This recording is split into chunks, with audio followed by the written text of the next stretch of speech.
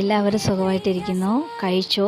ഇന്ന് വൈകിട്ടത്തേന് കാപ്പി വീഡിയോയെ ഞാൻ ഇപ്പോഴേ ഇടുന്നത്. അപ്പം ഇവിടുത്തെ മിൽമയുടെ പാൽ നല്ല കട്ടി പാലാണ്. അപ്പം അതുകൊണ്ടാണ് ഞാൻ പച്ചവെള്ളത്തിൽ ഇച്ചിരി തേയിലപ്പൊടി ഇട്ട് തിളപ്പിച്ചതിന് ശേഷം ഞാൻ പിന്നെ പാലൊഴിച്ച് ചായ ഉണ്ടാക്കുന്നത്.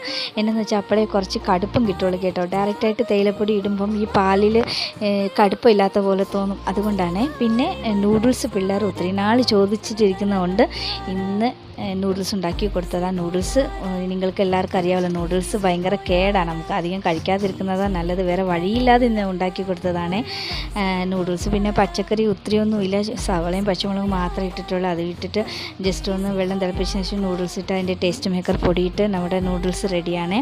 പിന്നെ ഞാൻ ഗോതമ്പ് ദോശ ഉണ്ടാക്കിയിട്ടുണ്ട്. അപ്പോൾ രാവിലെ കാപ്പി ഉണ്ടാക്കിയതിൽ തേങ്ങാ ചമ്മന്തി കുറച്ച് ഇരിപ്പുണ്ട്. അപ്പം അതും ഗോതമ്പ് ദോശയും ഞാൻ വൈകിട്ട് കഴിക്കാനെടുത്ത് പിള്ളേർക്ക് നൂഡിൽസും ചായയും കൊടുത്തു.